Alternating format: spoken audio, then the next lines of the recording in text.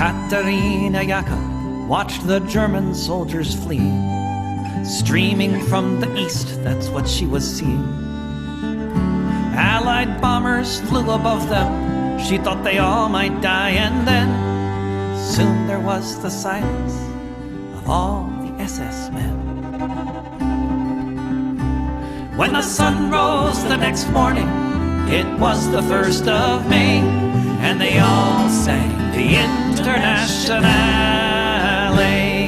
They all sang the Internationale.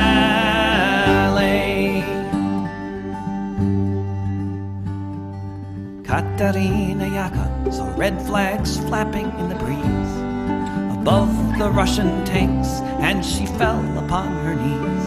And so many different voices in so many different tongues sang the most beautiful song that could ever have been sung. In German, Lithuanian, in Polish and in Dutch, a myriad of melodies has never had been such. In Russian and in Yiddish, Italian and French, emerging from the forests beneath the trench. When the sun rose the next morning, it was the 1st of May, and they all sang the Internationale. When the sun rose the next morning, it was the 1st of May, and they all sang the Internationale. They all sang the Internationale. Völker hört die Signale auf zum letzten Gefecht. Die Internationale erkämpft das Menschenrecht. Völker hört die Signale auf zum letzten Gefecht. Die Internationale erkämpft das Menschenrecht.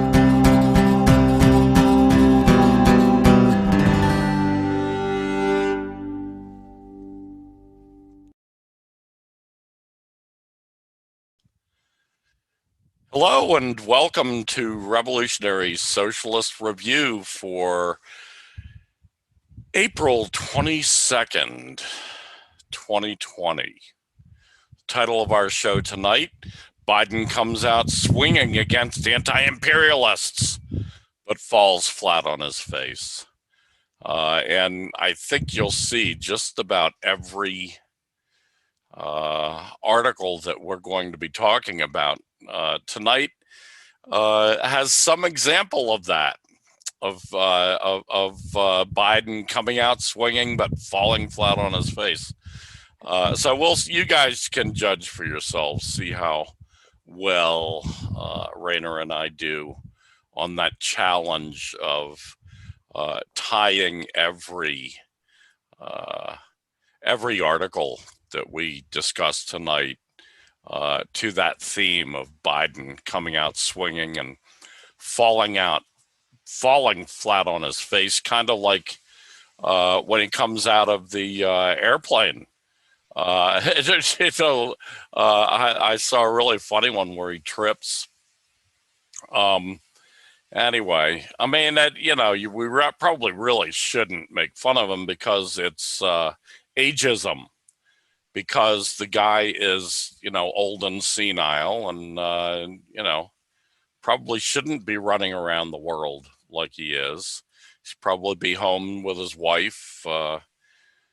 Actually, I mean, if I had my druthers, he would be in prison for the rest of his life. But that's just me. I like to see people punished for their crimes against humanity and their war crimes. But I guess a lot of people in America don't share my point of view on that. Anyway, with that, Rainer, well, let me just introduce myself. I'm Chris Driscoll, like the name says above, and along with me is Rainer Shea. We are the co-hosts of Revolutionary Socialist Review, brought to you weekly. Usually weekly, unless we really flub up somehow. or unless some really bad thing happens. Anyway, along with me is Rainer, so let me introduce to you the one and only Rainer Shea. I'm going to be publishing an article tonight about how the situation in Ukraine provides a prelude for what I think the political landscape in the US is going to look like when it experiences right-wing Christian resurgence, because in Ukraine, there's a lot of anti-communist censorship, a lot of anti-Russian censorship, a lot of Nazistic propaganda for the purpose of justifying neoliberal shock doctrine policies that harm the working class and engaging in military buildup on behalf of NATO. So it's not just the US or Ukraine, it's also India, where Hindutva, I think that's what they're called, Hindutva fascists, Hindu nationalists, have been murdering Muslims to try to solidify their goal for ethno-religious hegemony. So the parallels between fascist societies, between societies that are trending towards fascism, are always so incredibly striking. The similarities are really, really shocking whenever I study them. So I'm eager to bring this analysis in an essay form. And I'm eager to read it. I think we talked a little bit about this last week. So yeah, hopefully a lot of people will be looking forward to that. Rainer has a large and loyal following. So, I think they'll find a lot of great value in this one. I don't think that. I know that. Must be more positive, more assertive. I know it. And we will be talking about Ukraine tonight. Anna Parampil of the Gray Zone did a superb interview with Mark Sloboda, who's a Moscow-based political analyst, and he is a political analyst for several outlets. He used to be on RT, as did Anna Parampil for a good long time before she went over to the Gray Zone, which I believe is originally a project started by her husband, Max Blumenthal. And speaking of that, Anna is doing real woman's work, I guess we could say, by even doing that this early on, because she just had a baby, I think less than a month ago. I saw pictures of it on Facebook. So kudos on her. But they have an incredible interview all about what's going on in Ukraine. So we'll have that. There were actually, I've got 8 topics chosen tonight, 4 of which are articles by our own Rainer Shea, 4 of which are from other sources. And but there were a lot of articles, headlines, so forth, that I had to skip because we just couldn't cram it all in. One thing that I'll put a little bit of special emphasis on right now is Margaret Kimberley of Black Agenda Report, talking about let me just read you a graph or two from this article of Margaret's from Black Agenda Report. She said it's basically talking about gun violence, because that's been a big topic, recently in the news. And Margaret says, what very few people dare to discuss is how these acts are connected with U.S. history and with the state in its current form. By these acts, she's referring to mass killings, serial killings, that kind of thing. This country exists as the result of genocides and terrorism. The indigenous inhabitants were attacked with wars and disease, and the survivors were driven from their ancestral lands. That's called ethnic cleansing, by the way. Africans were enslaved and treated like chattel. All Black people were deprived of their legal rights. All Black people, not just slaves, not only slaves, I should say. And Jim Crow, they were deprived of their legal rights, and Jim Crow lasted for 100 years.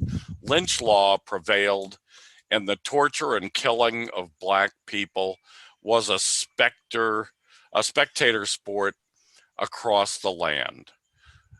The fits and starts of anything resembling justice have been far outweighed by institutional resistance, which maintains the status quo.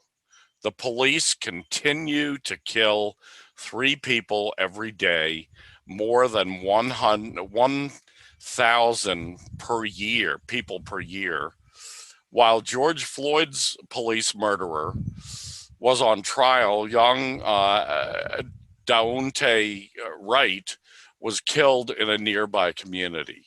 Video footage revealed that 13-year-old Adam Toledo was unarmed with his hands raised when he was shot and killed by Chicago police. Lest anyone forget, Chicago is the city which holds hundreds of people at Homan Square, a city jail that operates like a CIA Black Ops site. Chicago should forever be known as the city where Black men are tortured by police for years, or were tortured by police for years. She concludes, this is Margaret Kimberley, she concludes, the United States of America is and will remain violent without some revolutionary change. The carnage is both official and personal. If this country is honest, and the next mass shooting should be ignored by the media, politicians, and by the people too.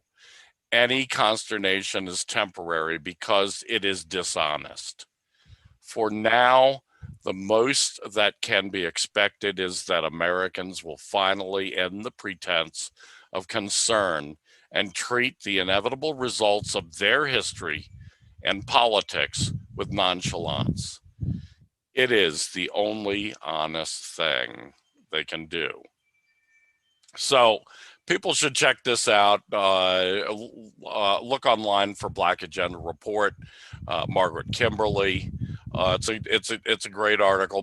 Margaret's column, weekly column, is called Freedom Writer. So look for Freedom Writer. Anyway, another headline rundown. What Chauvin's conviction means for Black communities. An article by Carrie Mitchell Brown on April 21st, 2021 from counterpunch.org. Carrie says finding George Floyd's murderer guilty on all 3 charges was a significant victory for us at the very moment when we, Black people, need to see some justice. At the same time, the specific justice in this particular case doesn't address the profound systemic change required in our judicial, political, and economic systems.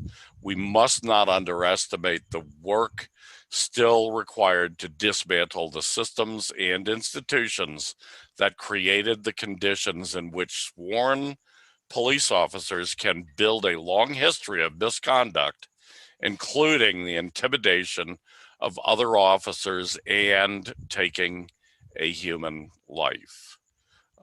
Well put, Carrie. So check that out at counterpunch.org. It's from today, from Wednesday, April 21st. Next, well, there were just a number of from Global Times, for instance, Regional Comprehensive Economic Partnership, which we reported on this show back last October when it was signed. The Regional Comprehensive Economic Partnership faces challenges as comprehensive China-U.S. competition takes shape, say experts at the Beow Forum. The Beow, I'm not really sure how to pronounce that once again. I guess maybe my friend Eric's going to have to come and tell me. It's BOAO Forum. It's a big international forum that's taking place, a business forum in China right now. President Xi did a speech there. Anyway, this is interview with experts there where they're giving their expert opinions on how on the challenges and how China and the other 14 nations in this economic partnership are going to meet the challenges. This RCEP, of course, is the largest trade agreement in the world today, and it's the largest trade agreement in world history, including more people than any other trade agreement. So it's a very big deal. It's just getting off the ground now, so we can imagine there are lots of challenges.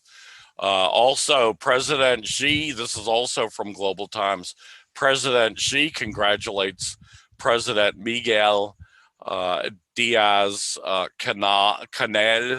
on his election as head of the Cuban Communist Party.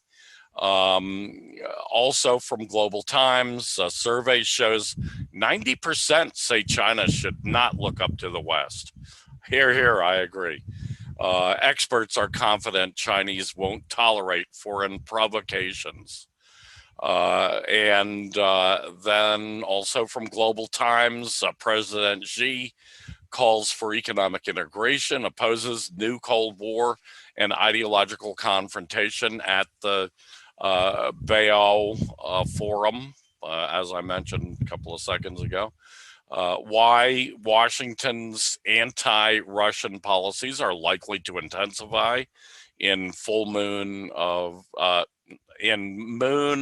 Alabama, which that column often appears in the Greenville Post. Lula totally acquitted, can run for president again from Orinoco Tribune. Chris Hedges, the unraveling of the American empire from the Greenville Post. Pentagon tried to recruit Vietnam as ally against China, Consortium News. Iran, Russia set to sign comprehensive strategic agreement, Greenville Post. New York Times lies about the state of healthcare in China, Greenville Post. In the U.S., no, I'm sorry. That's it. So, yeah, as you can see, a lot's been going on just in this last week. That's what I chose. Items that I would have normally have included, especially if it was a slow week, I would have included any one of those items in the lineup, but couldn't cram it all in. So I'll give you a chance, Rainer, just to comment on any of those you would like, if you'd like, or pass if you'd like. Margaret Kimberley's point about how what was the word, about how Americans would be more honest to simply pass by these evils that are occurring in their country as a consequence of the evil settler, colonial, imperialistic, capitalistic system that they've built. Margaret Kimberley's assessment about how it would be more honest for Americans to not even pretend like they care about these things, it hits hard because there are indeed a lot of Americans who decline at every opportunity to show any kind of solidarity with the people who are getting hurt, or who decline to express any concern about these systemic issues. That's what American reactionaries do. That's what American reactionary pundits and politicians are seemingly doing right now in reaction to the Derek Chauvin trial. Apparently, a lot of these right-wing figures are trying to make Derek Chauvin into a martyr, which it isn't really a neutral stance, but it's certainly reflective of the American mentality. That, I'm thinking of where I am, Humboldt County, where there's so much progressivism, so much liberalism, and I've heard it described that Humboldt County is actually kind of problematic because of how liberal it is. Because here you have all of these people who express a surface level concern for the struggles of marginalized groups, but who don't really show up for the cause. All these white liberals haven't really been showing up for these protests I've been going to every week against the Eureka Police Department. They've been doing their own things. So you could say that in some ways, more reactionary parts of the country are less problematic because at least there, who's on your side and who's not. There's no ambiguity. Yeah, there's a lot of dishonesty in the liberal in the liberal sector of America. I know it well because I grew up in Maryland, which is another one of those same kind of cases. Probably not even as much so as Humboldt County, but still, Maryland votes, liberal 2-to-1 in every election practically. They occasionally end up getting a very liberalish Republican governor, like the one they have now. But they're liberal through and through, and you see all the hypocrisy, dishonesty, deceit that comes naturally out of that ideology, that pro-imperialist, pro-capitalist, but with a pretty, with a smiley face planted on the outside, or pasted, with really bad, like wheat paste or something. It comes off real easily, and it's coming off more and more these days. For the last 40 years, the liberals haven't even pretended, to not be imperialists. They're pro-imperialist in every way. There are still those liberals, ultra liberals, we might call them, who are anti-war. But they're afraid to come out against wars as long as Democrats are executing them. And that's what the situation we have right now with Biden, another liberal, in power. Anyway, Margaret, people should really check that article out. Topic number 1 tonight is Biden isn't ending the Afghan war. He's privatizing it. Special forces, Pentagon contractors, intelligence operatives will remain. If you think about that for a second. That's exactly what Tricky Biden, Tricky Joe, is doing. He's privatizing the war.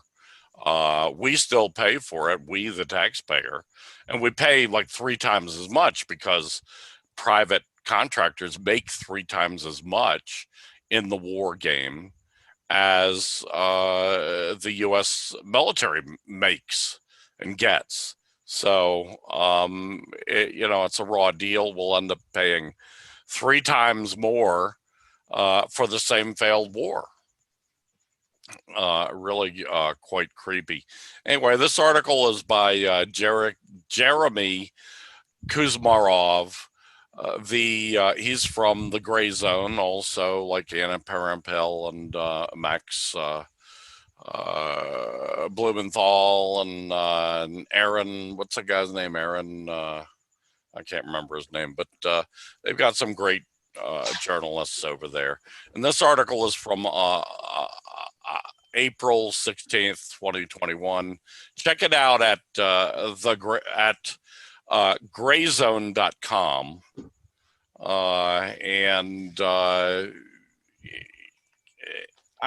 This really deserves some thought, some discussion. What kind of trick is this? He's pulling the wool over Americans' eyes. That indicates to me two things. It indicates, number one, that Americans, on the whole, want the longest American war, the war on the people of Afghanistan, the American empire's war on the people of Afghanistan. Most Americans want it over. The majority want it done. That's one thing that it indicates. So what's Joe Biden, Tricky Joe, what's he doing here? He's trying to pull the wool over Americans' eyes to make us think that he's ending the war by pulling troops home. And of course, people are going to be happy to see most American troops pulled back, except for special forces. And you'd be surprised how many special forces there are in the U.S. military. And let most of it done by those special forces, by Pentagon contractors. It'll become more of an invisible war, the way many other wars that the American empire conducts are conducted. So, Rainer, what are your thoughts? When I heard the news that Biden was trying to end the Afghanistan war and that he was aiming to do it before 9/11, obviously an extremely symbolic date for this war, I was fuzzy about it. Like I didn't know what to believe. Not for a minute did I actually accept this surface level claim about how the war was about to end, because the way I've been conditioned all my life is to not view these types of claims as honest. When they say they're going to end a war, they're always going to be lying. And I'm trying to think of a scenario in the coming decades where they'll not be lying. Like the only scenario where they'll not be lying about ending a foreign war is when they'll be in a situation that's so desperate that they'll have no choice but to withdraw forces from that region. Like in a scenario where these compounding crises, such as the implosion of the dollar and the climate crisis, which threatens global U.S. military infrastructure, and the rise of the multipolar world, like perhaps the anti-imperialists within Eurasia in particular might get so strong that they'll be able to drive Washington out. Perhaps when Washington gets weak enough, it will be forced to bring those troops home, at which point we're going to be the ones who have to worry about the U.S. militaristic designs, because they very much plan to bring the wars into America's borders to try to snuff out a class revolt. Yes, absolutely. Okay, next on the list, dictatorship of the proletariat is the only way to stop empire. Rainer Shea. Wow, there's so many components to this article. Firstly, I've examined the anti-capitalist project that's the very most successful, while also not being a dictatorship of the proletariat, which is the system of the Zapatistas in southern Mexico. Now, the anarchists like to uphold the Zapatistas as proof that Marxism-Leninism isn't necessary to carry out revolution against the bourgeoisie. But by their own admission, as I describe in this article, the Zapatistas are in a pretty limited state. Like their range of territory that they can grab from the bourgeoisie is very limited, like a little bit smaller than Southern California. And for this reason, they, for now, are forced to indefinitely, like perpetually negotiate with the Mexican settler colonial capitalist state. So this means that, at least for now, the idea of an anti-capitalist movement that isn't Marxism-Leninism, that isn't based around the dictatorship of the proletariat gaining control over an entire country, is still only a theoretical one. The Zapatistas deserve credit for what they've accomplished, but the idea of them gaining control over all of Mexico is still only theoretical. On the other hand, Marxism-Leninism has grabbed up vast swaths of territory, repeatedly carried out proletarian revolutions in entire countries. And the only reason why Marxism-Leninism has retreated in the former Soviet bloc is because of, really because they didn't follow the line of the dictatorship of the proletariat well enough. As Xi Jinping has described, they repudiated the Soviet leadership post-Stalin, repudiated the theoretical contributions of Stalin and Lenin, and engaged in what he called historical nihilism.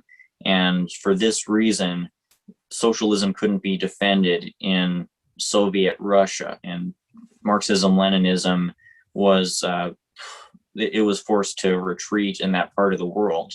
But learning from these mistakes, continuing to push the class struggle forward as capitalism's crises compound, Marxism-Leninism is very likely going to retake that territory that it's lost. And Marxism-Leninism is continuing to be embraced by much of the oppressed and exploited peoples around the world, especially in India, where people like the striking farmers have been regularly holding up hammer and sickle banners, hammer and sickle signs. This is the situation that the class struggle is heading towards a scenario of a new wave of Marxist-Leninist revolutions. And the alternative that the anarchists offer is not something that has a good track record. Like the most successful example of Bookchinist thought. Bookchin was one of the major contributors to anarchist theory.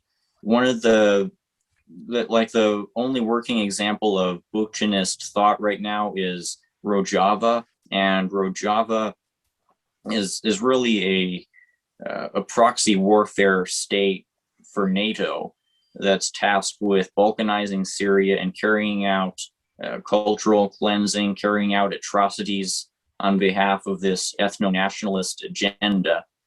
This really isn't something that libertarian socialists would theoretically want to associate themselves with. You'd think that they would not want to associate themselves with something like this, yet they glorify this this perversion of socialism, and at the same time accusing places like China of being evil, fascist, state capitalist. And even if they don't establish a state like Rojava, which again, that's not a good example of libertarian socialism, the anarchists have not proven to be able to reliably defend from the capitalist reaction. Their rejection of the idea of creating revolutionary vanguard that unifies the masses under a communist party that's capable of creating a state with a military force, as was proven to be so successful in places like Russia and China and Cuba and so on. They don't have that track record. And if we embrace their libertarian socialist ideals while rejecting the model of anti-capitalism that's most proven to work, that has such a great track record, then we're most likely going to be dooming ourselves. Yeah, well put. Well put.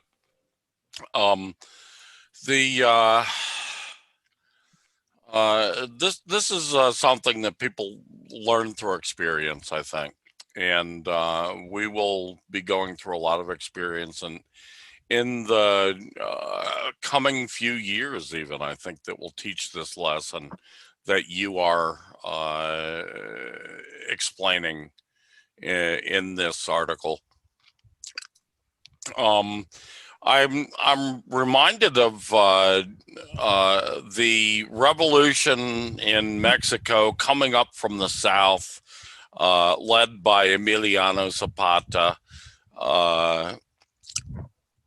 and that was from 1910 onwards into the early 20s. And Mexico was a much different place then. Mexico was a primarily peasant, semi-feudal country back then. Today, it is a well-developed, one of the largest economies in the world, a well-developed country, with a large working class. And the Zapatistas in the south, they're not what's needed there. And obviously, even with the Zapatista revolution, it made some gains for the Mexican people, some gains that lasted for a good long time. However, it was not rooted in the working class. In a sense, it wasn't really even rooted in most of the peasantry. It was more of, a pre-social revolution. It was a social revolution in a certain sense, but a failed social revolution. And what Mexico needs is the same thing that America needs, is a Marxist-Leninist led socialist revolution. I agree. Okay, next on the list, Putin warns U.S. led imperialists they will regret it if they cross Russia's red lines, in his annual State of the Nation address. The address took place today, and Putin talked about a lot of different things. Maybe we'll get into some of the other stuff he spoke about. He spoke about the upcoming environmental summit that Joe Biden is hosting, which I believe he will be attending. He talked about other aspects of what's going on. He talked about Ukraine, like you and I have already done tonight. But I thought it was really one of the headlines of one of the articles I saw commenting on this basically came out saying we're seeing a new Putin here. Putin is taking off the kid gloves. He's ready to fight now. He's had enough of these provocations. So he's laid down the law. And in fact, in a phone conversation where earlier this week, where the president of the United States, Joe Biden, called Putin, unplanned and unannounced, to talk about, to basically to threaten Putin. Putin laid down the law there in that phone conversation in no uncertain terms. Don't fuck with Russia. Don't cross our red lines. So, Rainer, what are your thoughts? This, by the way, this comes from a report on NBC News that I saw. I don't think that they will actually go for it. I don't think they will cross the red lines, especially now that Putin has established that red line, because according to this Moscow-based international affairs analyst who talked to Anya Parampel, I don't remember his name. Mark Svoboda. Mark Svoboda. Yeah, he articulated that the most alarmist claims about the situation in Ukraine are ridiculous. There's a very remote chance for this to escalate into a World War III scenario. He says that the danger of World War III breaking out between the US and Russia is actually more substantial when it comes to the conflict in Syria, which is not like that's an encouraging sign, but it's something to note. And what's interesting is that this NATO aligned neocon international affairs analyst who he repudiates is the one who's pushing this alarmist claim about World War III being imminent when it comes to Ukraine. I mean, isn't that counterintuitive? Wouldn't the imperialists want to spin the narrative that everything is under control? What was their motive for putting out this outrageous claim? I don't know. Next on the list is the capitalist state is afraid of losing the information war by Rainer Shea. And there's something special about information warfare when it comes to class warfare, when it comes to the impact that messages can have on who gets to gain a certain part of territory. And I've looked at the situation in India, where the Indian state, despite being so experienced in counterinsurgency warfare, is unable to effectively contain the many communist insurgencies happening in India. And one of the major reasons for this failure to contain the class uprising there is because if the Indian army were to start mass killing India's own people, then this would severely harm the perceived legitimacy of the Indian state and would probably cause fissures within the ranks of the army, like Indian officers, a lot of them getting uncomfortable with the idea of shooting indiscriminately their fellow citizens. The same kind of apprehension applies to really every other capitalist state on earth that would theoretically want to send in the troops into its own borders to suppress a guerrilla uprising by the communists. There's always this catch that if you kill your own people, you're going to lose support. Your crimes are going to be known among the populace, and the populace is to some extent going to turn against you and join your enemies, join the people who are fighting for class and national liberation. And it's this deep fear of getting exposed for mistakes you've made that I find so interesting, because the capitalist state, according to the Blue Leaks, intelligence leaks from last year, the capitalist U.S. national security state actively seeks to foment doubt among the members of activist movements, among activists, by trying to publicly trivialize them for their real or perceived past missteps. this is in line with the toxic call-out culture and the dynamic where social media mobs are always ready to endlessly condemn a person, ridicule a person for past missteps that they've made, whether those missteps are legitimately worth criticizing or whether they're BS made up. It doesn't matter if the person has apologized or retracted their statement; they're going to be endlessly condemned. And the U.S. national security state seeks to weaponize social media for this purpose of driving the state's enemies towards mental breakdowns. And this is what the Blue Leaks revealed.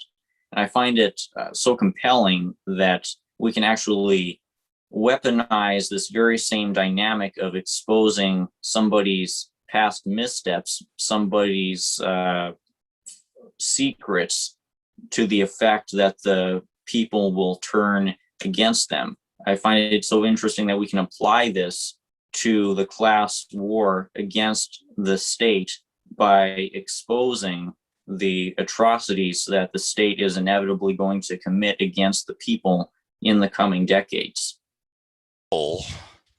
Kill President, Belarusian President, foiled by Russian FSB.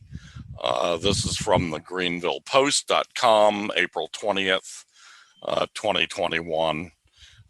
Very interesting article. I recommend people check this out at the greenvillepost.com. I'll include links below this video. But check this article out from the Greenville Post because it shows the level that the Biden regime is sinking to in its attempts to push countries around. This is one of Russia's closest allies, Belarus. The Belarusian president is the legally elected president. He's quite popular in Belarus, as we've discussed in the past on this show. And the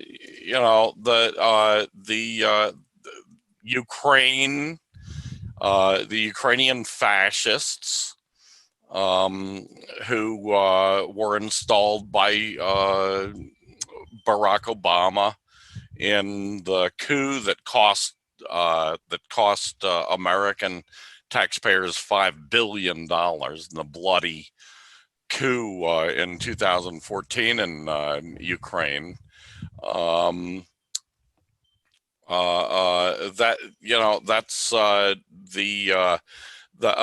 They were involved. These fascists were involved in this attempt to kill the Belarusian president. Obviously, the CIA's got to be behind this. So, what are your thoughts, Rainer? I'm glad for this update because in this last half year, Washington has been trying to install a Nazi government into Belarus in the same way that they installed a Nazi government into Ukraine in 2014.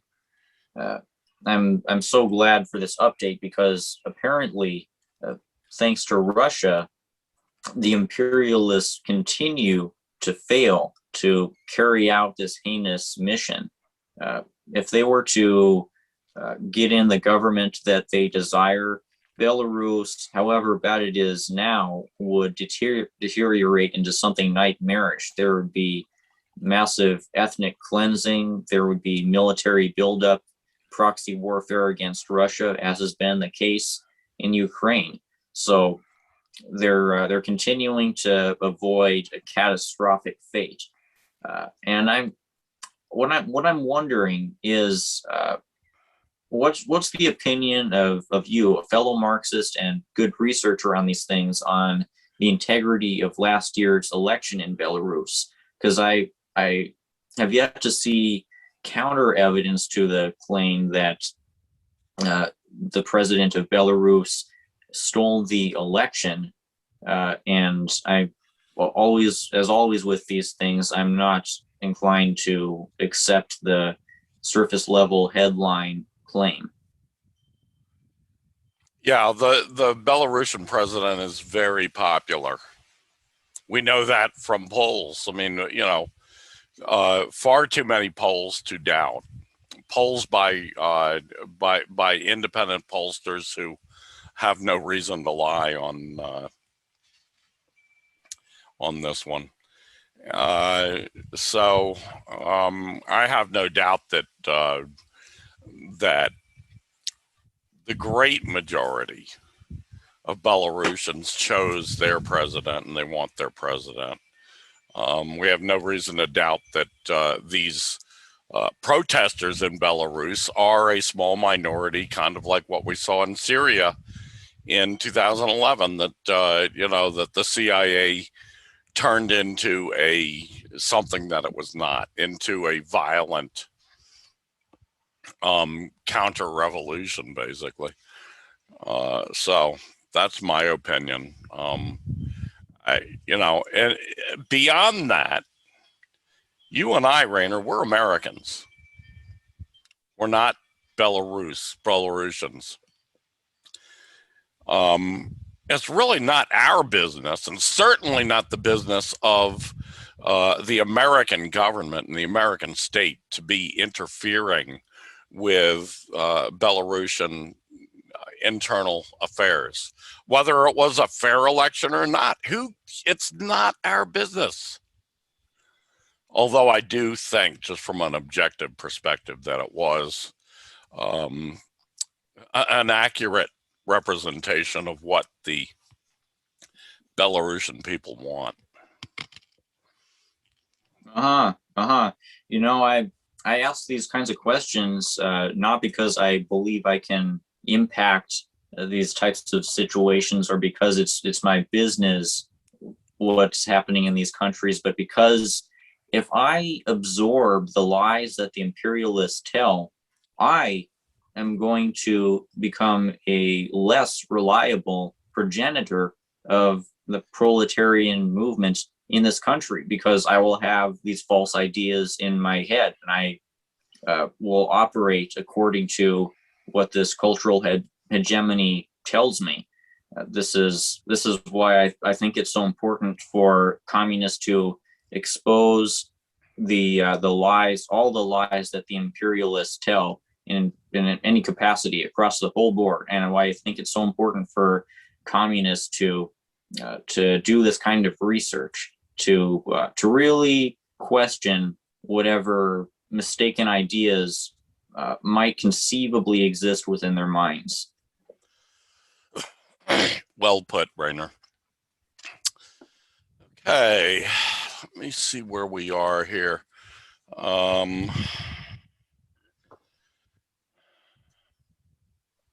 Fascism and genocidal war are the byproducts of neoliberalism. Rainer Shea.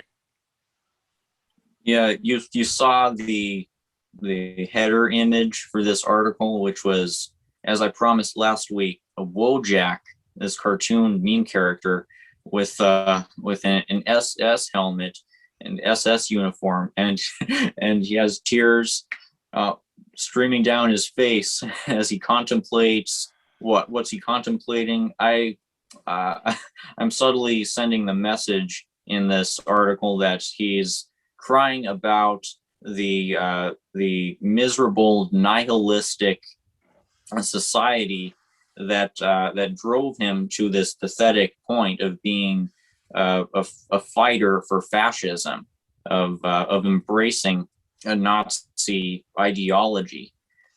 In this article, I talk about the stories of the young white men in America who've been radicalized by the online pipeline of hate, and the backgrounds that led them to this point have been pretty pathetic. They don't really provide excuses for the hateful beliefs that they absorbed, for the choices that they made, but they have provided some understanding of why they went down this route, like a college dropout who was looking for self-help and stumbled across the libertarian white supremacist YouTuber Stefan Molyneux, which radicalized him to the alt-right, or a young dude who had negative family experiences and who was looking to become more politically developed, and he became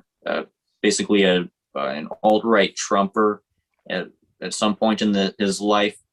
Both of these young guys have become rehabilitated. They've become leftists and left behind all that nonsense. But as is the case for all of the neo-Nazis from America who traveled to join the war in Ukraine, they're most likely irredeemable. I mean, a lot of them have obviously committed war crimes already, engaged in actual ethnic cleansing against the Jews, Romanis, LGBT people within Ukraine, and fought a war for NATO. So there's not really any hope for them.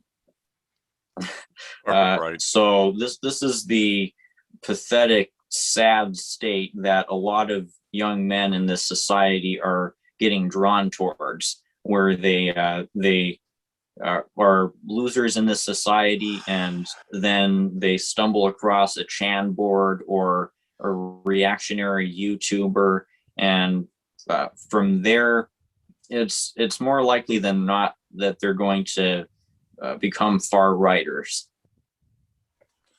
Yeah, absolutely. It's a sad state of affairs, but that's what we live with. It's a very similar message to that of Margaret Kimberley in Black Agenda Report about the consequences of this kind of society. This kind of society based on fascism, based on war, based on genocide, based on terrorism, and always has been from its very inception, right from 1776 on. Yeah, it's that's what we must expect. Get used to it, as Margaret says. I do believe there are a lot of people in America who don't agree with that. And there would even be more if they were aware, but the problem is the control of the ruling class, the capitalist ruling class control of the media is ubiquitous and overwhelming. 95%, according to surveys, 95% of what Americans get by the way of news comes from this captured billionaire controlled mass media. And there are very few outlets like ours that tell a different story, a different narrative, as they say in the POMO world. Anyway, next on the list and final, this is the one I talked about to begin with. U.S. escalates in Ukraine battlefield by Anna Parampil from the Gray Zone. You can get that at grayzone.com, and I'll include a link. It's a video interview with Mark Svoboda from April 16th, 2020, last week. And what is that? It's like April 16th was last, I don't know, like last Thursday, maybe, something like that. I'll have to look at my calendar. But yeah, as I've already talked about it, so I don't really need to say much more, except go watch this interview. It's really a great one. Rainer mentioned it in his comments, and I have spoken about it already. It's a stupendous interview, as always, from Anya. Anya is, in my opinion, a really excellent a journalist. She's an authentic journalist, unlike most of what you see. That's the kind of journalists that come up through RT, for example. RT America, which she worked for many years. And that's the kind of journalists that work for the Gray Zone. So check the Gray Zone out. What's going on in Ukraine right now, basically, they explain it very well, much better than I can. But what's going on is the United States continues a war on half of the people of Ukraine, because half of the people of Ukraine are Russian, ethnically Russian. They speak Russian. There's a lot of intermarriage over the decades in Ukraine. However, Ukraine also has this background coming out of World War II, essentially, but also coming out of the entire history of Ukraine. In my opinion, Ukraine is not a real nation. It's not a real country. Ukraine started 1,000 years ago as the heart of the Russias.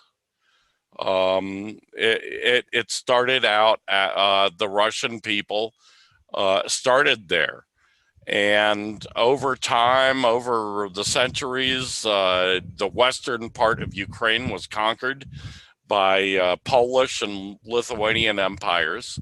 And due to that fact, because Russia at that time was Eastern Orthodox and Poland and Lithuania were Catholic countries, they forcibly, of course, as Christians always do, they forcibly turned the western half of Ukraine into a Catholic stronghold. And out of that, of course, that was the perfect breeding ground. As we saw during World War II, the Catholic countries were the perfect breeding ground for fascism and Nazism. Nazism just being an exceptionally virulent form of fascism. And those same people in the western half of Ukraine, even up till now, they hold these fascistic ideas.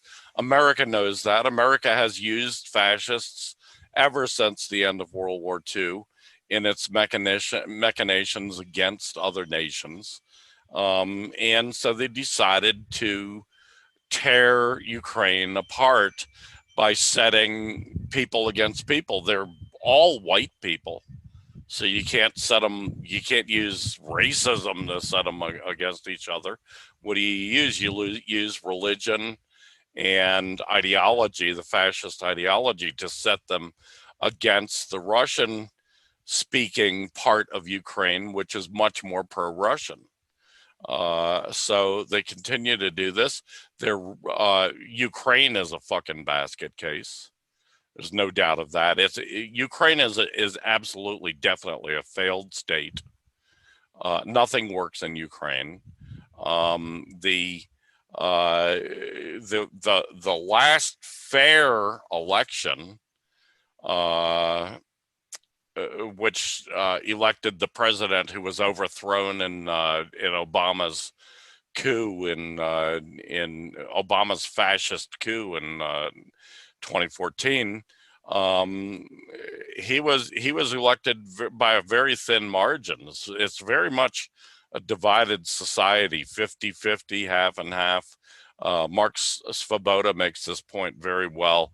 Mark Svoboda, by the way, not only is he an expert on Russia and on Russian-American affairs, but his wife is from Crimea, and his in-laws are all Russian-speaking, ethnic Russian Ukrainians.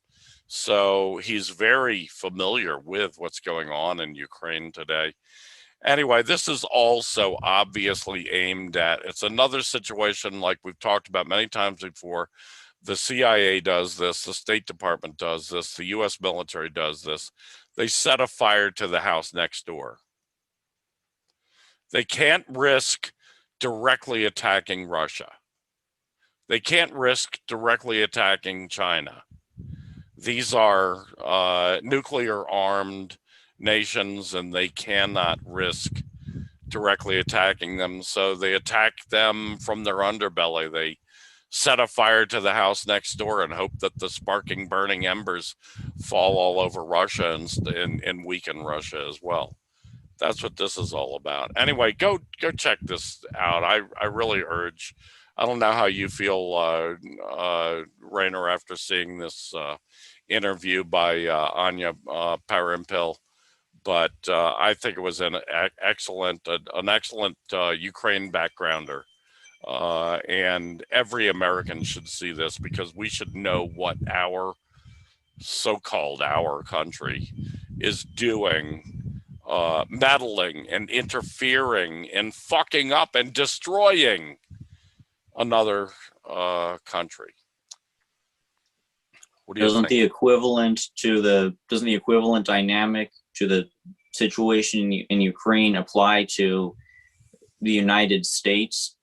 Which by this I mean, I don't know how much America is a real nation, how much it can be considered a real nation, because it's a nation that's built upon hundreds of indigenous First Nations that actually existed for thousands of years prior to the founding of the United States, and it's an amalgamation of immigrants and ideas that were really manufactured by propagandists who wanted to make this illegitimate state look legitimate. They put out patriotic songs and a flag and appropriated the eagle, the bald eagle, and so on. But as we keep seeing hints of in the constant racial violence, political violence in this country, it's not really a cohesive nation. It's so wrought with contradictions that it's falling apart at the seams, similarly to how Ukraine is with its descent into a failed state. The United States is also becoming increasingly a failed state with its social services, its social basis, its culture consistently failing amid a descent into neoliberal severe inequality and an excessive investment in the military, again paralleled in modern Ukraine. And as is the case in both the US and Ukraine, you have these fascists who are desperately trying to compensate for this lack of nationalistic cohesion within their societies by trying to brutally enforce Potemkin cohesion, where you have these founding fathers who were glorified as the unifying figures who everyone should rally around. In Ukraine, these Nazi collaborators from World War II are held up as the unquestionable heroes who fought for Ukraine's liberation when what they did was help the Nazis and participate in the Holocaust. And in Ukraine, communist organizations have been banned, and it's become illegal to so much as question the heroic status of these Nazi collaborators. And in the US, there is increasing censorship against communists and anti-imperialists, and the national identity that's being held up as the thing that we need to rally around, unify around in America is the Republican Jesus. You know that meme the American exceptionalist versions of God and Jesus that will supposedly bring us into an American utopia where everybody has been successfully brought over to the side of God. Everybody has been saved, and and there's no more war or poverty or crime, or if there's crime, the criminals, they deserve to be shot, they deserve to be incarcerated, deserve to be put into concentration camps, whether they're even criminals or not. This is the dark kind of fascistic paradigm that's emerging in both of these countries. And it's remarkable how similar the centuries of history that led up to this point are for both America and Ukraine. Yeah. Yeah, there are a lot of similarities between Ukraine, or that whole part of the world, and the United States of America. Ukraine was the result of successive empires, of imperialism and empire. It was an artificial political administrative district created by the Lithuanian Empire, by the Polish Empire, by the Tsarist Russian Empire. And that's what was inherited by the Soviet Union in 1917. So yeah, it's always been a problem. Lenin went to great lengths during the negotiations for constructing the USSR, which was actually instituted and declared as a state in 1922. But they went through a lot of negotiations with all these various provinces, former republics, as they were called in Russia, and a lot of wheeling and dealing went on. I mean, Lenin took a large part, a part called of Russia called Little Russia, and ceded it over to Ukraine. The reason for that was that he was trying to make some appeal to them to join the Union of Soviet Socialist Republics. And apparently it did the trick, because Ukraine as a republic joined the USSR. However, there's a big problem, because they had just taken this huge Russian section and artificially crammed it in with this huge section that was influenced by Polish and Lithuanian Catholicism, and they made this artificial republic out of it. America, very similarly, started as a colonial settler state, plopped artificially down there by the British and by other European empires, and plopping it down on land that was already owned and occupied by other nations, by several other nations, Native American nations. So yeah, these are artificial. You see this all over the world. Wherever empire leaves its footprint, they leave behind these artificially constructed states. You see it throughout all of what's called the Middle East.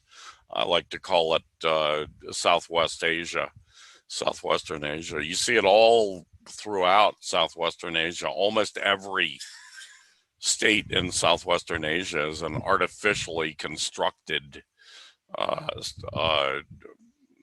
nation, if you want to call it nation. And those states really do go a long way to try to attempt to imbue upon their people a kind of national consciousness. There is certainly some level of a national consciousness in America, but there's also a lot of people who don't buy into it. Probably most Black people, probably most Native Americans, certainly. Probably most of oppressed nationalities and oppressed ethnicities in the United States swallow this American nationalism with a grain of salt, as should be. Great comments, great show, Rainer. I always appreciate every contribution that you make. I also want to thank our viewers and listeners. Thank you for tuning in. And we'll be back next week with another episode. Come hell or high water, hopefully. And in the meantime, I bid you all a sweet adieu. Rainer, so long.